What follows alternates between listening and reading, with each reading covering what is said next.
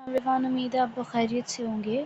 Today we are going to do the remaining short question answers of chapter number 1 of biology, science and biology. तो कल हमने जो किए थे वो किए थे दो क्वेश्चन हमने किए थे शॉर्ट, जिनके अंदर हमारे पार्ट्स थे।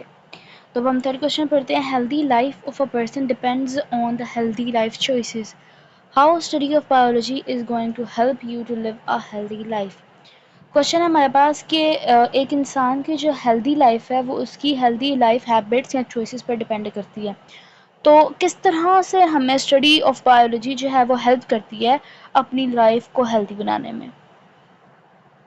आंसर है हमारे पास फर्स्ट पॉइंट क्या है। अच्छा, शॉर्ट क्वेश्चन आंसर्स जो होते हैं ना वो आपके 3 मार्क्स के होते हैं, इसलिए मैं जो हूँ वो आपको आंसर्स जो हैं वो 3 पॉइंट्स में ही कोशिश करें कि शॉर्ट जितने भी हों वो 3 पॉइंट्स में आते हों। तो यहाँ पर आप देख सकते हैं अंडरस्टैंडिंग द ह्यूमन बॉडी।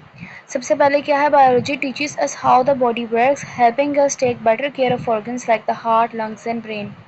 तो बायोलॉजी की स्टडी जो है वो हमें हेल्प करती है बॉडी के ह्यूमन बॉडी को अंडरस्टैंड करने के लिए, किस तरीके से हमारे ऑर्गन्स वर्क करते हैं। एग्जांपल्स यहाँ पर दी हुई हैं।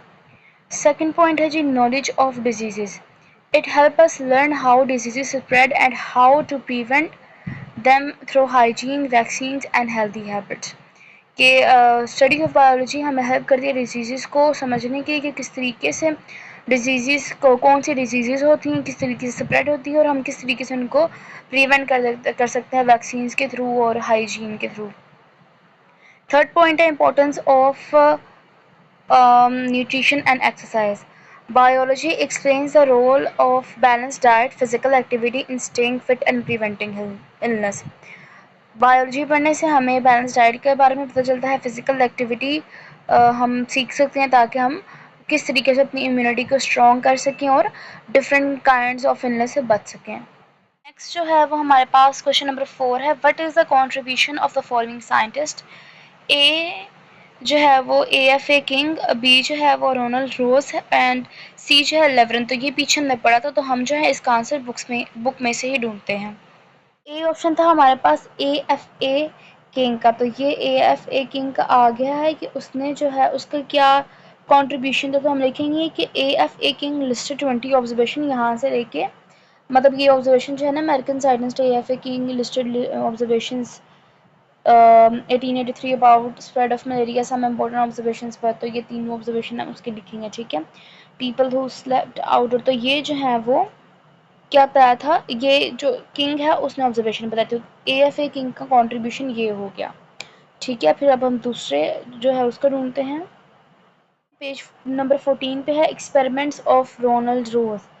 तो अब ये इसका कंट्रीब्यूशन आता है। Ross a British army physician working in India performed an experiment in 1897। तो उसने क्या किया था कि अपना एक एक्सपेरिमेंट परफॉर्म किया। तो ये एक्सपेरिमेंट जो है वो अपने शॉर्ट वर्डिंग में भी लिख सकते हैं कि he allowed a female anopheles mosquito to bite a malarial patient, he killed the mosquito some days later and found plasmodium multiplying in mosquitoes' stomach. Next, Rose used sparrows in his experiment. He allowed female Culeus mosquitoes to bite the sparrow suffering from malaria. He then allowed these mosquitoes to bite healthy sparrows. After a few days, these sparrows become ill with malaria. In the end, the hypothesis was tested by direct experimentation on human beings. An Italian biologist allowed an Anopheles mosquito to bite a malarial patient. The mosquito was kept for a few days and then it was allowed to bite a healthy man. अच्छा, तो जो है वो Ronald रोज जो था वो British army physician था, तो उसका कंट्रीब्यूशन जो है वो यहाँ तक होगा, मलेरिया तक। ये आगे फिर वो किसका बता रहे हैं कि इटालियन बायोलॉजिस्ट ने जो है वो ह्यूमंस पे एक्सपेरिमेंट किया था, तो ये जो है वो रोनाल्ड रोज के कंट्रीब्यूशन में नहीं आएगा, ठीक है। और जो हमारा लास्ट था लेवरन, लेवरन का भी हम ढूंढते हैं। जो लास्ट साइंटिस्ट है लेवरन, तो ये है हमारे पास फ्रेंच फिजिशियन लेवरन ने क्या किया था, हाइपोथेसिस जो था वो बनाया था, उसका हाइपोथेसिस था। तो following hypothesis was formulated by French physician Laveran in 1882। यहाँ से इसका आंसर होगा plasmodium is a cause of malaria. तो जो है ये सारा जो था वो हाइपोथेसिस किसने बनाया था, लेवरिन की कॉन्ट्रीब्यूशन थी ये, ठीक है।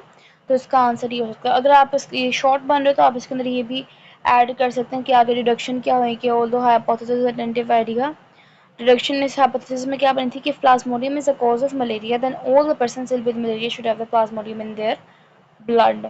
तो ये जो है वो लेवरिन की कॉन्ट्रीब्यूशन में आ जाता है, ठीक है। सारा एक्सपेरिमेंट है ये भी जो है वो लेवरिन में ही परफॉर्म किया है। तो आप शॉर्ट वर्डिंग में जो है वो इस एक्सपेरिमेंट के बारे में भी बता सकते हैं लेवरिन के कॉन्ट्रीब्यूशन के अंदर, ठीक है। ने बता दिया है उनके कंट्रीब्यूशन साइंटिस्ट के। अब फिफ्थ क्वेश्चन है, observations are mainly of two types, for that is qualitative and quantitative. Sort the following observation according to these two types, ठीक है। अब क्वालिटेटिव और क्वांटिटेटिव ऑब्जर्वेशन हमें पता है क्या होती है, फ़र्क मैंने आपको पहले बहुत अच्छी तरीके से बताया है, लेकिन फिर से मैं आपको बता देती हूँ। क्वालिटेटिव वो होती है जो किसी क्वालिटी को डिफाइन करे, और क्वांटिटेटिव वो होती है जिसको हम मैयर कर सकते हैं, जिस क्वांटिटीज़ में लिखा जाए जो नंबर में, ठीक है। तो पहली है कलर ऑफ कैट, कलर जो है वो एक क्वालिटी की, तो ये क्या है क्वालिटेटिव ऑब्जर्वेशन में आएगी। सेकंड है जी हाइट ऑफ जिराफ, हाइट को जो है वो हम मैयर करके नंबर्स में लिख सकते हैं, तो ये किस में आएगी क्वांटिटेटिव में। वेट ऑफ मैंगो, वेट भी जो है वो हम मैयर कर सकते हैं और इसको हम डिजिट्स में लिख सकते हैं, तो ये भी क्या है quantitative observation. Body temperature of birds, temperature भी जो है वो हम मैयर करके स्केल पे मैयर करके उसको लिख सकते हैं, तो ये भी क्या है क्वांटिटेटिव ऑब्जर्वेशन है। Volume of blood in human, volume जो है उसको भी हम मैयर करके जो है वो डेसीमीटर क्यूब की शक्ल में लिख सकते हैं डिजिट्स के फॉर्म में, तो ये भी क्या है quantitative. Shape of leaf, shape क्या है जी क्वालिटी है, एक फिजिकल अपीयरेंस जो है वो लीफ की उसको डिफाइन करती है, ये क्या आ जाती है qualitative. Climate of desert, climate जो है वो भी एक क्या है क्वालिटी है। डेजर्ट की क्वालिटी यानी कि उसका क्लाइमेट गर्म होता है या मतलब चेंजेस जो भी, तो ये भी क्या है qualitative. Speed of tiger, speed को जो है वो हम मेजर करते हैं मीटर पर सेकंड में, तो ये भी क्या है quantitative. Song of a bird, bird sorry, तो सॉन्ग जो है वो क्या है क्वालिटी है बर्ड की कि वो गा सकते, तो ये क्या है क्वालिटेटिव ऑब्जर्वेशंस, ठीक है। Question number 6, a Nobel Prize winner gave a hypothesis about the effects of COVID-19 vaccine. Can it be wrong? Why? ठीक है, उन्होंने कहा है कि उसने एक हाइपोथेसिस दिया है एक साइंटिस्ट ने कोविड-19 की वैक्सीन के बारे में, क्या ये गलत हो सकता है, उसका रीज़न बताएं। Five, develop deduction from this hypothesis, hypothesis की डिडक्शंस आप बनाएं। हाइपोथेसिस क्या है, vaccination of covid can reduce the severity of complication in case of infection. ठीक है, तो पहले तो हमने इसकी डिडक्शन बनानी है और क्या ये गलत हो सकता है, और अगर गलत हो सकता है तो उसका रीज़न बताना है, ठीक है। तो ये हम लिखते हैं सबसे पहले कि यस, हम यहाँ पे लिखेंगे कि yes it can be wrong, this hypothesis can be wrong. Why में हम लिखेंगे science is always evolving, new research and data can improve और डिसअप्रूव अर्लियर आइडियाज। सेकंड क्या है, hypothesis is not proof, hypothesis is a possible explanation not a final answer, जो कि हमने पीछे पढ़ा था।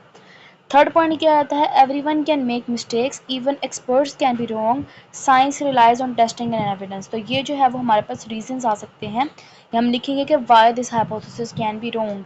डिडक्शंस जो है वो ये हमारे पास तीन डिडक्शंस आ गई हैं। एक है जी, वैक्सीनेटेड पीपल में हैव फास्टर इम्यून सिस्टम और इम्यून रिस्पॉन्सेज, कि जो से पीपल को वैक्सीन लग जाती है, जो उनसे इंसानों को, तो उनका इम्यून सिस्टम जो है वो तेज़ी से काम करता है, क्योंकि उनकी बॉडी में ऑलरेडी जो है वो इम्यून रिस्पॉन्स जनरेट हो गया होता है, जो होते हैं ना फाइटिंग एजेंट्स या WBCs, उनकी मकदार ज़्यादा होती है। सेकंड है, दे में experience milder symptoms and recover के क्विकर, कि उनमें क्योंकि वैक्सीन उनकी बॉडी में ऑलरेडी जो है वो फाइट करने के लिए सेल्स ज़्यादा मौजूद होते हैं, तो उनको सिम्टम्स जो हैं वो कोविड के काम आते हैं, और उनकी रिकवरी जल्दी हो जाती है, क्योंकि उनकी बॉडी ऑलरेडी जो है वो ट्रिगर हुई होती है किसी भी डिजीज़ से लड़ने के लिए। और थर्ड हमारे पास क्या है, they are less likely to need hospitalisation और इंटेंसिव केयर। तो वह सारी बात, अगर माइल्ड सिम्टम्स होंगे तो उनको हॉस्पिटलाइज होने की या इंटेंसिव केयर की ज़रूरत नहीं होती, तो वो जो नॉर्मल कंडीशंस में भी ट्रीटमेंट ले सकते हैं। Why it is impossible to eradicate malaria, 3 points के अंदर है। पहला पॉइंट है जी, mosquitoes live in many places especially in warm and wet areas. तो हम लोग मलेरिया को क्यों नहीं फुली तौर पे ख़त्म कर सके या एरेडिकेट कर सके, क्योंकि मच्छर जो हैं वो हर जगह पे रहते हैं, चाहे वो गर्म जगह हो या ठंडी जगह हो। दूसरा, the malaria parasite can resist medicines make treatment harder. Malaria का जो पैरासाइट है जो कि वायरस उसे कोज करता है, वो जो है वो रेसिस्टेंस पा लेता है कि मतलब उसका उसको बहुत सारी मेडिसिन से जब बंदा आदी हो जाता है, तो मलेरिया का पैरासाइट भी जो है वो उस मेडिसिन का आदी हो जाता है, तो फिर उसके ऊपर उस मेडिसिन का कोई असर नहीं होता, जिसकी वजह से है वो उसका ख़ात्मा नहीं हो पाता और उसको कोई फ़र्क नहीं पड़ता मेडिसिन से। थर्ड है जी, some countries lack proper health care, so prevention and treatment are not always available. जो कुछ कंट्रीज़ ऐसी हैं जहाँ पर जो है वो हेल्थ केयर प्रॉपर नहीं प्रोवाइड की जाती और प्रिवेंशन और ट्रीटमेंट से कोई फ़र्क नहीं पड़ता और ना वो अच्छे तरीके से अवेलेबल होती हैं। तो इस आंसर का ये क्वेश्चन इस क्वेश्चन का ये आंसर था। क्वेश्चन हमारे पास, why Ross did not allow the infected mosquitoes to bite a healthy person. Ross ने क्यों जो है वो एक इन्फेक्टेड मॉस्किटो को हेल्दी पर्सन को काटने से रोका। या Ross did not allow the infected mosquito to protect the healthy person from getting malaria, क्योंकि उसको पता था कि अगर मॉस्किटो जो है वो ट्रांसमिट करें प्लाज्मोडियम को, तो पर्सन को जो है वो क्या हो सकता है, प्लाज्मोडियम मलेरिया हो सकता है। तो इससे पहले कि वो इंसानों पे अप्लाई करता है, उसने जो है वो दूसरे वेक्टर्स चूज़ किए हैं या दूसरी मतलब एनिमल्स चूज़ किए अपने एक्सपेरिमेंट के लिए। सेकंड क्या है, it is unethical and dangerous to infect some person someone on purpose. कि हम मतलब ये बुरा नहीं, मतलब ये गलत है और डेंजरस है कि हम किसी को जानबूझकर किसी बीमारी से बीमारी में मुब्तला करे किसी भी इंसान को, ठीक है। और third, he use safer scientific methods to prove the mosquito spread malaria, जो कि हमने उसके एक्सपेरिमेंट में पढ़ा कि उसने जो है वो पिजन्स का इस्तेमाल किया, तो उसने एक सेफर साइंटिफिक मेथड अपनाया बजाय ये कि वो इंसान पे तजुर्बा करता directly. Question number 10. A student wants to investigate the effect of different factors on the activity of salivary amylase. He will design an experiment in order to reach conclusion. What would be the most appropriate first step to initiate? तो हमने जो है वो scientific method के पढ़े थे steps, तो अब हम बताएंगे। उन्होंने कहा कि एक स्टूडेंट है वो इन्वेस्टिगेट करना चाहता है affect of different factors on the activity of salivary amylase. Salivary amylase जो है वो एक एंजाइम होता है जो कि हमारे सलाइवा में प्रेजेंट होता है। सलाइवा हमारे माउथ के अंदर प्रेजेंट होता है जो कि हमारे खाने को हजम करने के तौर पर इस्तेमाल होता है, जो कि फ़र्स्ट स्टेप ऑफ डाइजेशन के तौर पर हमारे जो जब हम खाना चबाते हैं तो जो हमारे सलाइवा प्रेजेंट होता है माउथ के अंदर उसके साथ मिक्स होता है और वहीं पे फूड की डाइजेशन स्टार्ट कर देता है। खैर, तो एक स्टूडेंट जो है वो उन फैक्ट्स को पढ़ना चाहता था, इन्वेस्टिगेट करना चाहता है जो कि सेलेवरी एमिलेज की एक्टिविटी को अफेक्ट करते हैं, उसमें कमी या ज़्यादा लाते हैं जो भी।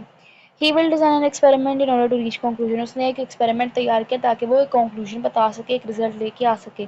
तो अगर आप उस स्टूडेंट की जगह होते तो उसका आप अपने अल्फाज में बताएं कि उसका फर्स्ट स्टेप क्या होगा जो कि पूरी तरह से अप्रोप्रिएट हो और मतलब माना जाए, ठीक है। तो इसका आंसर निकाल दें हम। तो जो है सबसे पहला स्टेप क्या होता है, identify the aim of the experiment. Aim क्या है, फैक्टर्स।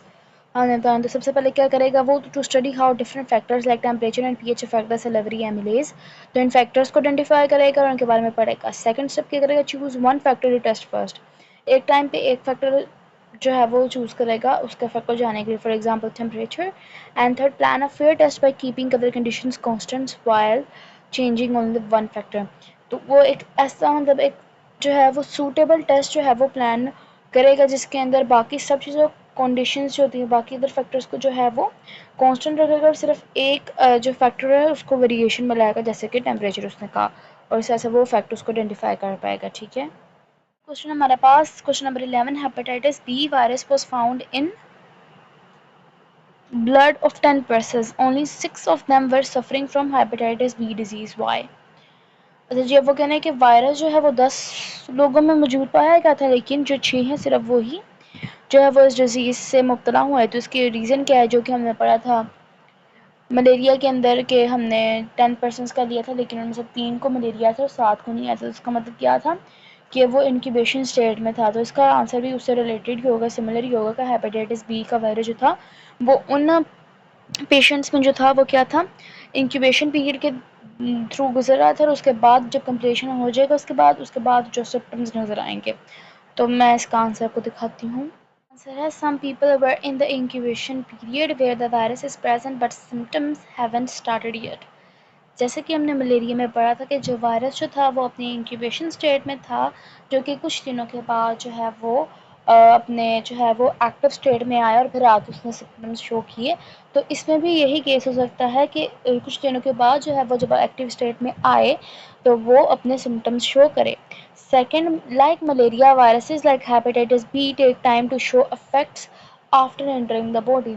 तो मलेरिया की तरह हेपेटाइटिस बी का भी जो वायरस है वो टाइम लेता है अपने अफेक्ट्स शो करने में after entering the body. Third जी, अदर में become carriers showing no symptoms but still having the virus in their blood. तो वो कह रहे हैं कि कुछ जो है वो पर्सन जो है वो एज अ करियर एक्ट करने लग पड़े, जो कि सिम्टम्स तो शो नहीं करे लेकिन वायरस जो है उनके ब्लड में प्रेजेंट है। करियर मतलब कि जो कि करियर एज अ करियर लेके जाते हैं। कैरियर क्या क्या होता है, जैसे कैरियर प्रोटीन्स होते हैं जो कि एक चीज़ को अपने अंदर संभाल के रखते हैं लेकिन उसके सिम्टम्स को शो नहीं करता एज अ पैरासिटिक। ठीक है, तो यहाँ तक आपके शॉर्ट क्वेश्चन आंसर्स थे। तो आज के लिए इतना ही। बाकी एक्सरसाइज जो है वो हम कल की वीडियो में करेंगे। तब तक के लिए अल्लाह हाफिज़। आप इनको देखिए, याद करें, समझें। अगर कुछ चीज़ समझ ना आए तो कमेंट सेक्शन में लाजमी बताएं और मेरे चैनल को लाइक, सब्सक्राइब और शेयर करना मत भूलिए। Thank you. अल्लाह हाफिज़। Take care.